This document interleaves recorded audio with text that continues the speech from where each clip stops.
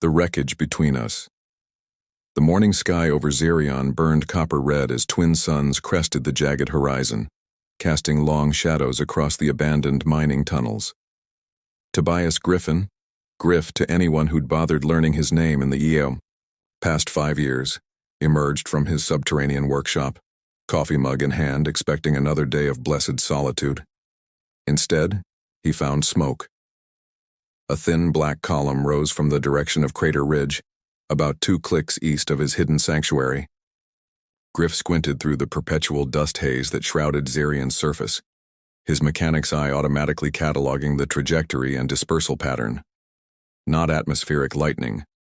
The smoke was too concentrated. Not a mining explosion. Either too controlled. This was a crash. Damn, he muttered, already calculating whether he had enough fuel to avoid whatever bureaucratic nightmare was about to land on his doorstep. The last thing he needed was Galactic Authority investigators poking around his unlicensed operation. But as he watched, the smoke began to thin and die. No emergency beacons pierced the morning silence. No rescue ships appeared on the horizon. Either whoever had crashed was already dead, or they were deliberately staying quiet. Griff stood there for 10 minutes, wrestling with instincts he'd tried to bury. The smart play was to pretend he'd seen nothing. The safe play was to seal his workshop and wait for the problem to resolve itself. The Tobias Griffin who'd survived the Etherian War would have done exactly that. Instead, he found himself loading emergency supplies into his all-terrain speeder. The crash site was worse than he'd expected. A sleek courier vessel, clearly stolen, given the mismatched hull patches and disabled tracking arrays, had plowed through a stand of crystalline formations before slamming into the crater wall. Metal fragments glittered across the orange sand like fallen stars. Griff approached cautiously, his military training overriding 5 years of civilian rust. The ship's emergency systems were completely dark, life support offline. Anyone inside would be breathing on borrowed time. He found her 20 meters from the wreckage, crawling toward a cluster of rocks with single-minded determination. Her clothes were torn and bloody, dark hair matted with dust and worse. Human, by all appearances. Average, height, olive skin. The kind of unremarkable features that would blend into any crowd on any world. "Hey!" Griff called out, breaking into a run. "Stop moving! You could have internal injuries!" She froze at the sound of his voice, then slowly turned. Her eyes were the color of deep space, dark blue shot through with silver flecks that seemed to shimmer in the morning light. Beautiful eyes, but filled with a terror that made Griff's chest tighten. "Please," she whispered, her accent carrying traces of Core World's education. "Please, just leave me here. Pretend you never saw anything." Griff knelt beside her, his practiced hands already checking for obvious trauma. Cuts and bruises, possible. Concussion, definitely dehydrated. Nothing immediately life-threatening, but she needed medical attention. "Can't do that," he said gently. "You're hurt, and this planet doesn't forgive mistakes.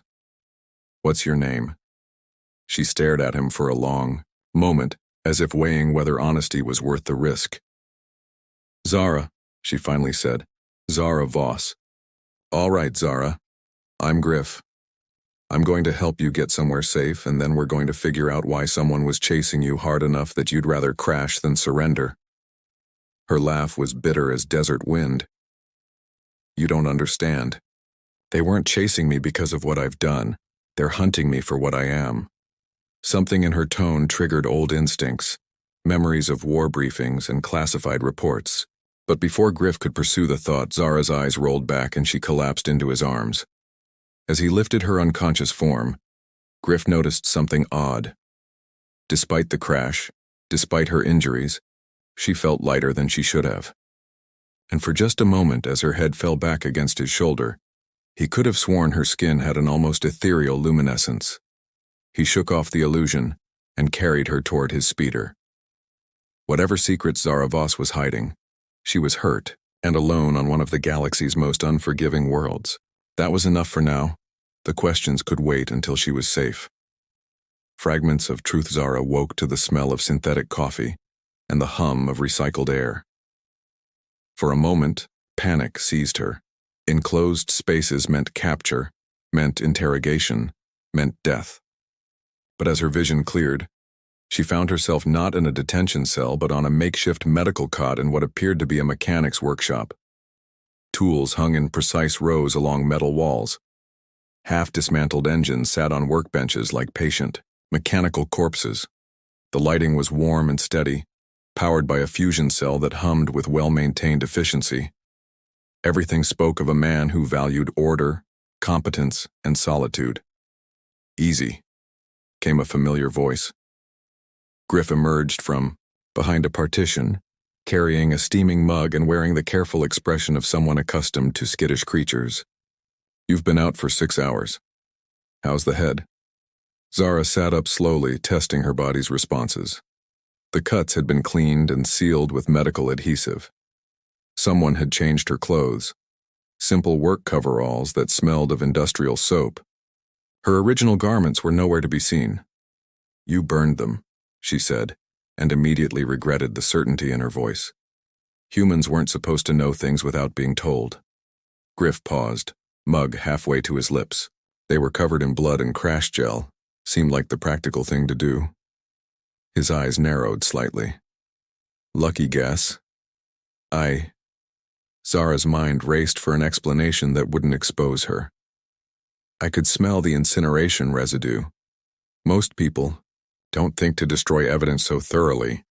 "Evidence of what?" The question hung between them like a bridge neither wanted to cross first. Zara studied Griff's face, weathered but kind, marked by old sorrows and older discipline. His hands were steady, calloused from honest work. Nothing about him suggested the fanaticism that had driven her people to such desperate measures, or the hatred that had consumed humanity afterward. "You were military," she said instead. "Special operations, maybe communications. You have the posture, and this workshop is laid out like a field command post." Griff's jaw tightened. "My turn for 20 questions? You're educated, core worlds, background, but you fly like someone who learned in the outer rim where traffic laws are suggestions. You speak galactic standard like a diplomat, but you handle pain like a soldier. And your ship had enough modifications to outrun most pursuit. Craft." They stared at each other across the small space, each recognizing a fellow keeper of dangerous secrets.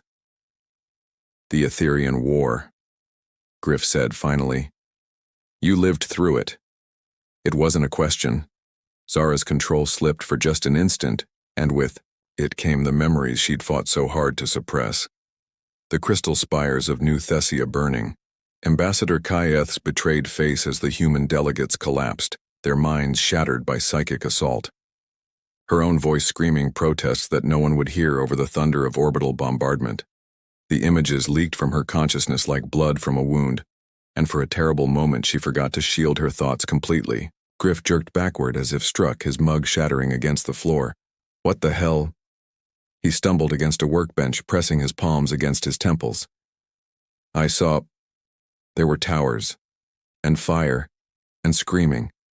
Zara scrambled off the cot, backing toward the workshop's entrance. "I'm sorry, I didn't mean for you to see that. I have to go." "Wait." Griff's voice was strained but firm. Those weren't human memories. The perspective was wrong, the colors too bright. "You saw the war from the other side." She froze, one hand on the door control. "You don't understand what you're saying. The massacre at New Thessia. Every military officer knows the official story. Etherian diplomats murdered the human peace. Delegation with their mind powers then called in fleet support to finish the job. Started the war that killed millions." Griff straightened slowly, his engineer's mind working through impossible equations. "But you were there, and you were trying to stop it." Tears she hadn't allowed herself to shed in 5 years began to fall. "My name isn't Zara Voss. It was Zaranel Athos before I took human form. I was a cultural liaison assigned to help negotiate the first real peace treaty between our species." Her voice broke. "I loved your people. I thought we could build something beautiful together. What happened? A faction of my own government decided that peace was weakness. They wanted humanity as servants, not partners. When I refused to support their plan, When I tried to warn the human delegates, she touched her temple, where faint scars marked the sites of old neural inhibitors. They branded me a traitor and made sure everyone would think the massacre was my idea. Griff was quiet for a long time, processing revelations that upended everything he thought he knew about the war that had cost him his squad, his career, his peace of mind. "Show me," he said finally. "What?" "Your real form. If we're going to trust each other, I need to see who I'm really helping." Zara stared at him, terrified and hopeful in equal measure. The Hunter's Shadow. Before Zara could respond to Griff's request, the workshop's proximity alarm screamed to life. Red warning lights bathed the space in crimson as automated systems detected incoming aircraft. Multiple signatures, military grade. Shielding approaching fast from the northern quadrant. "Damn," Griff muttered, rushing to his sensor array. 3 ships, heavy escort configuration. Someone called in the professionals. Zara's face went pale as starlight. "Vex Korath. He found me." "Who's Vex Korath?" "The best mercenary captain in the outer systems. The Bounty Hunters Guild pays him premium rates for Etherian captures." She moved toward the workshop's emergency exit, then stopped. "I won't let him hurt you for helping me." Griff caught her arm. "This is my home. I'm not running from mercenaries." His grip tightened as old military instincts kicked in. "How long have they been tracking you?" 3 months. Ever since I stole information about Project Mindbridge from a corporate research facility." Zara's eyes flickered with desperate hope. "Griff, if humans knew what their own government was planning..." Later. He was already moving, sealing blast shutters, and activating defensive systems he'd hoped never to use. "Right now we focus on staying alive." The ships landed in a triangle formation around the workshop, kicking up clouds of orange dust. Through the reinforced viewports, they could see armed figures deploying with military precision. At their head walked a tall woman in powered armor, her movements predatory and confident. Vex Korath was exactly what Zara had described, a hunter who'd turned killing into art. Her armor bore the scars of a dozen campaigns, and the plasma rifle in her hands hummed with barely contained energy. When she spoke, her voice carried clearly through the workshop's external speakers. "Zara Nel Othis, I know you're in there. Your ship's beacon led us straight to this charming little hideout." She gestured to her squad, who began setting up siege equipment. "You've led me on quite a chase, but it ends here." Griff activated the workshop's comm system. "This is private property. You have no authority here." Korath laughed, a sound like breaking glass. "Tobias Griffin, former Staff Sergeant, 47th Engineering Corps, discharged after the Kepler Station incident, currently wanted for operating an unlicensed salvage operation in violation of galactic maritime law." She paused for effect. "I have all the authority I need." The Kepler Station incident. Zara saw Griff's hands tremble as memories he'd tried to bury clawed their way to the surface. His squad, trapped in a collapsing orbital facility. His choice to save the civilian population instead of his own men. The court-martial that followed. The discharge that ended his career. "I can see his thoughts," Zara whispered, her telepathic abilities responding to his emotional turmoil. "Griff, what happened at Kepler wasn't your fault. Tell that to the families of the men who died because of my orders." His voice was hollow, distant. "Maybe I should just hand you over.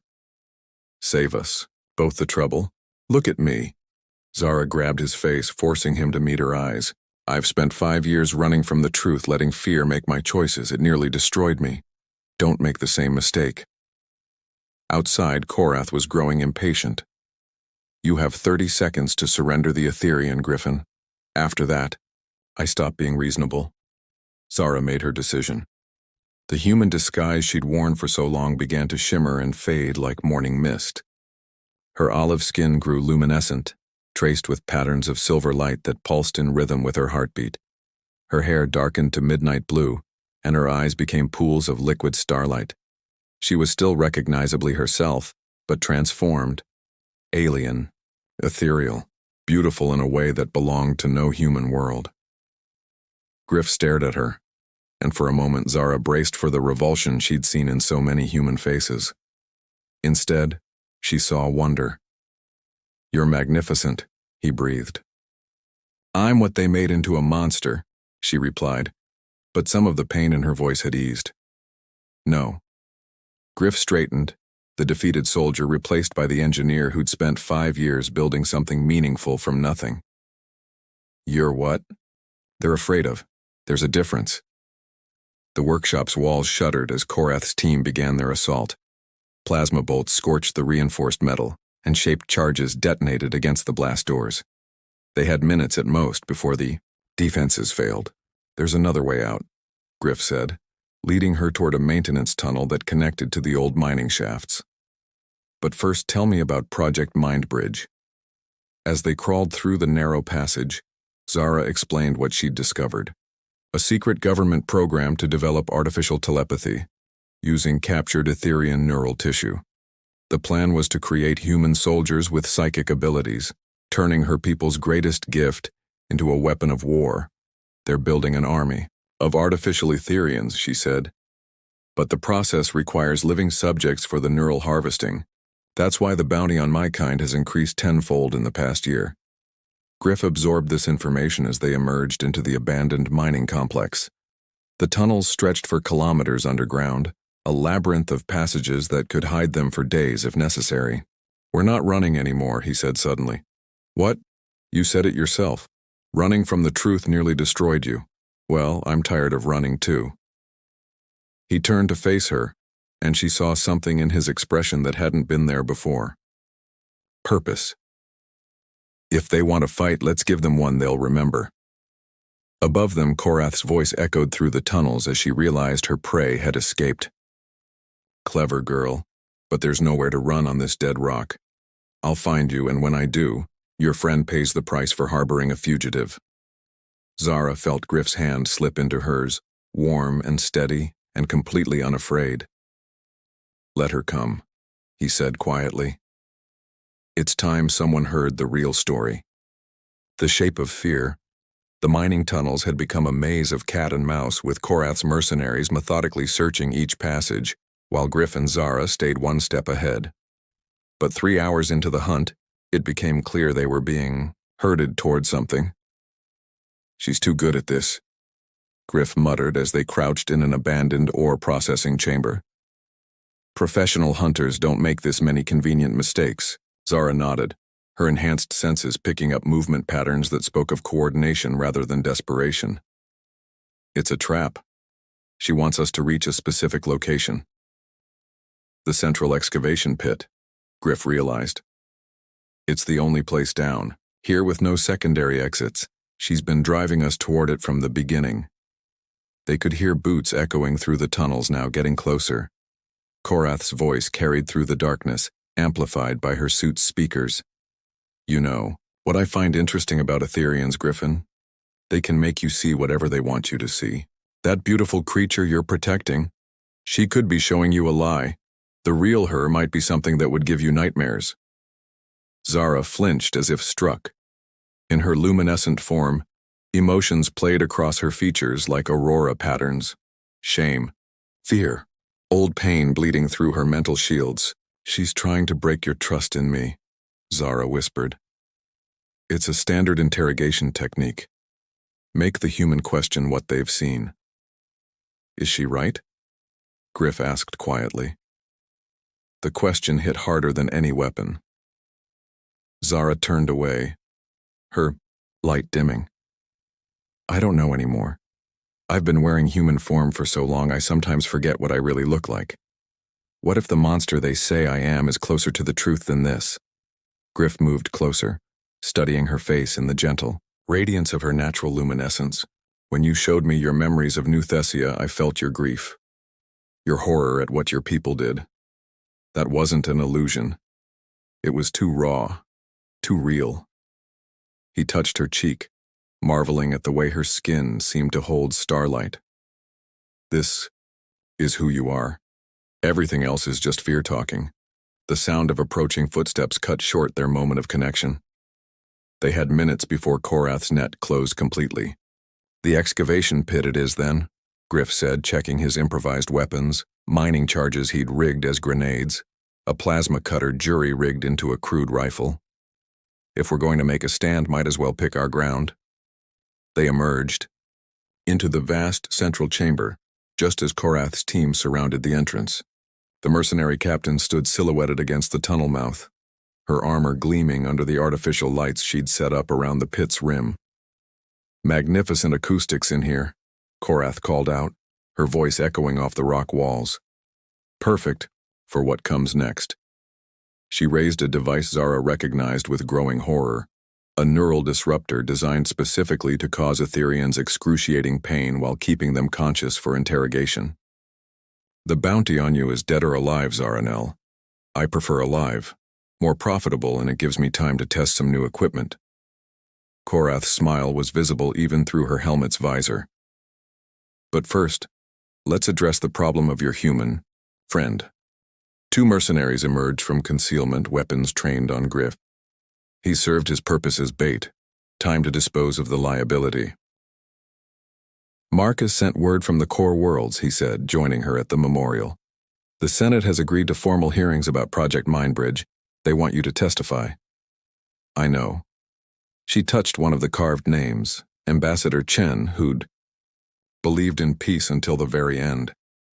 "Are you ready for that kind of attention? Once I speak publicly, there'll be no going back to the quiet life." Griff considered this, watching the sun set over Haven's Rest's diverse skyline where human architecture blended seamlessly with Etherian crystal spires. Children of multiple species played in the streets below, their laughter carrying on the evening breeze. "The quiet life was just another kind of prison," he said finally. "I spent 5 years hiding from my failures instead of learning from them. You've taught me that running from the truth never leads anywhere worth going." Zara took his hand, marveling at how natural the gesture had become. "And you've taught me that acceptance doesn't require perfection, that someone can see all of what I am, alien, dangerous, carrying the weight of an entire war, and still choose to stand beside me. Always," Griff promised, and meant it. As they walked back toward the colony center, neither entirely human nor entirely Etherian, but something new and hopeful, the first stars began to appear in Haven's Rest's darkening sky. Each point of light represented a world, a possibility, a chance for understanding to triumph over fear. Tomorrow would bring new challenges, new battles in the long war between prejudice and compassion. But tonight, in a garden where the dead of two species lay honored side by side, peace had found its unlikely champions in the most broken of hearts.